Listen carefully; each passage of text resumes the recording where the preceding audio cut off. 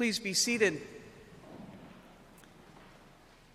I must confess, my sermon today is for the birds. Now, I mean that literally. It's for the birds, for all God's creatures, great and small, and for all God's children, young and old. I know some of you are aware, but others may not be, that over the past several weeks, we've had a mama duck nesting in the planter at the entrance by the kitchen. And in the planter was the duck resting. The children coming for music lessons or children and parents coming for music together would often pause at the door to check out our resident duck. But it was our children's choir and our junior cantors who, in coming to their Tuesday night rehearsal at Together Tuesdays, first pointed her out to me after noticing that she had laid several eggs which discreetly were buried under bark whenever she wasn't there to nest or perch. Naturally, we had to name her Daisy Duck. And I like to refer to her partner as Dr. Ducky Mallard. Not only did Daisy lay her eggs in the planter, but she and where she'd spend most of the day and presumably all through the night. But Mr. and Mrs. Mallard also found their way to the other side of the building, out to the memorial courtyard where there's the fountain, and they turned what was recently a very clean, crystal clear water to a putrid St. Patty's Day bright green. Gonna have to drain that thing again. Now, don't feel badly if you walked right past it and didn't even notice Daisy or realize that there was a mama duck making her home there. I'll gladly share video that I took, pictures of the ducklings when they started to hatch this past Thursday. You missed it, but I took video. So all you kids that were waiting and waiting like I was watching, we're going to be able to see the videos later.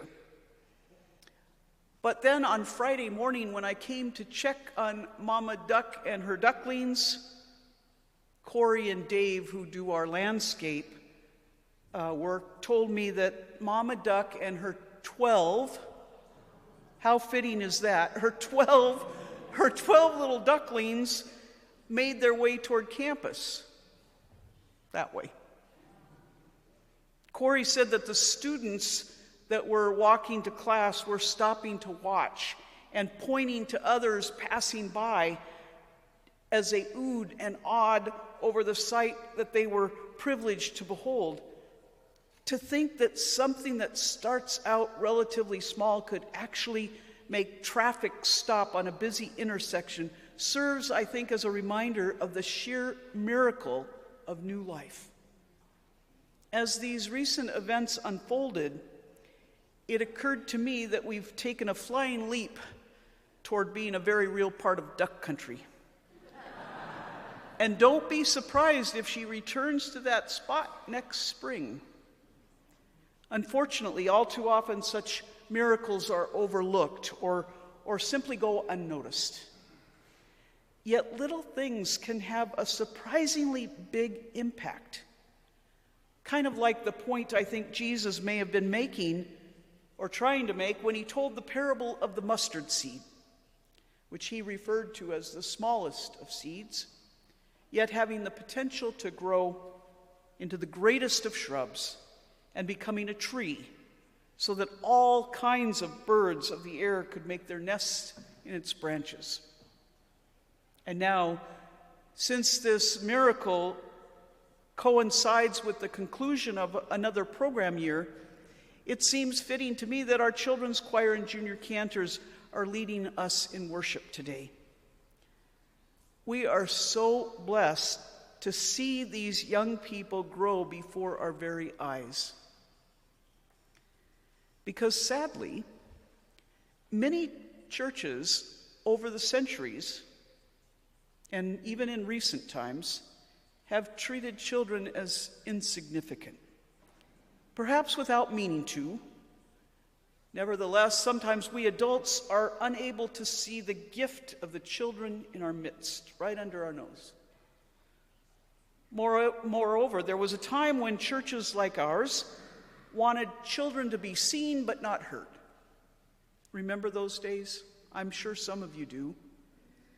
Many among us have memories of being a child in the days where we were told to sit still and be quiet, something that is next to impossible for a precocious, curious, inquisitive child to do for any length of time, let alone an hour or more during a worship service primarily directed at adults.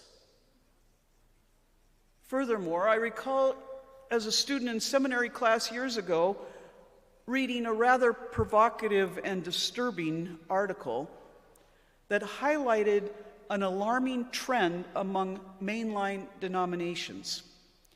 It didn't include non-denominational churches. It just included the mainline ones and Roman Catholic.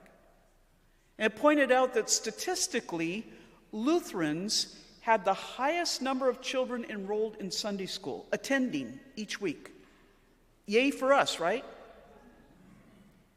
But these same Lutheran churches had the lowest number of youth who were still involved in church after confirmation.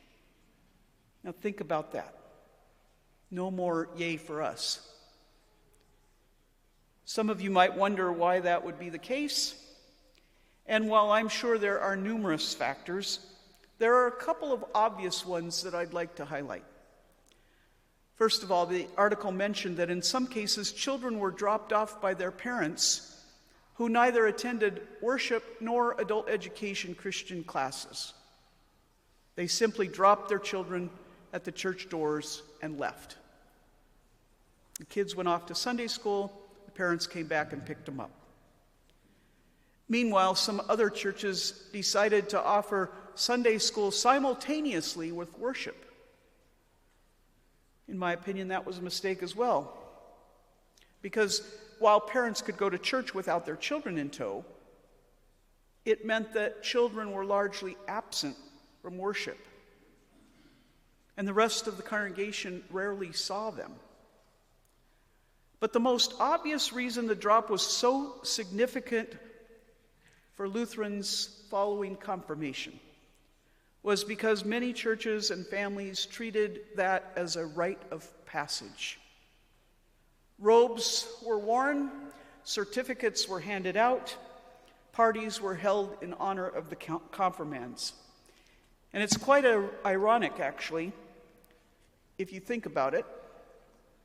After all, the whole point of confirmation is to invite and encourage the young people to affirm the promises that their parents made on their behalf when they were baptized. Young people being confirmed are asked if they intend to continue in the covenant God made with them in holy baptism, to speak for themselves now that they're of age where they can think and reason. And dutifully, some respond, I do, and I ask God to help and guide me, rarely to be seen again. It was obvious something needed to change. And I happen to think that Central Lutheran is on the cutting edge of something new and exciting. And it's why I love having our children and youth visibly participating in worship and serving as worship leaders. This would not be possible, I don't think, if it weren't for Lindsay's gift for teaching music and Steve's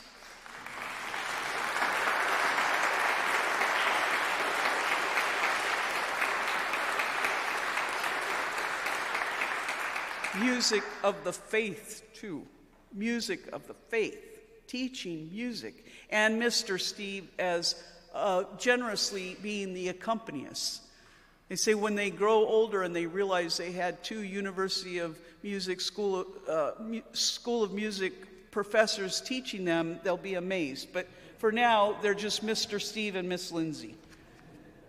But that's also we have to give credit to their parents who make sure that they're here each Together Tuesday, and they're here for the rehearsal time and for learning the faith through music. And they do make sure that their children are here for those rehearsal days and week after week. And the result is that our children are becoming full participants in our life together, in worship, in fellowship, in service, in growing in faith. Through music, through worship, through community, through service.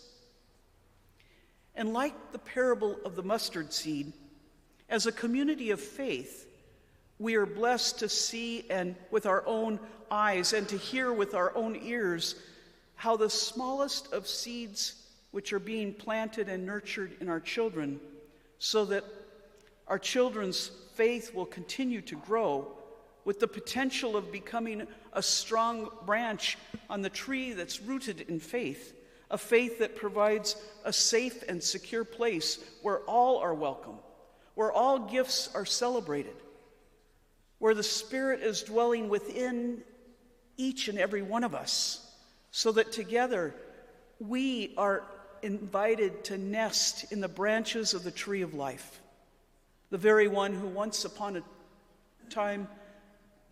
a tree was overcome, and who by a tree overcame death, so that we all might have life. Thanks be to God.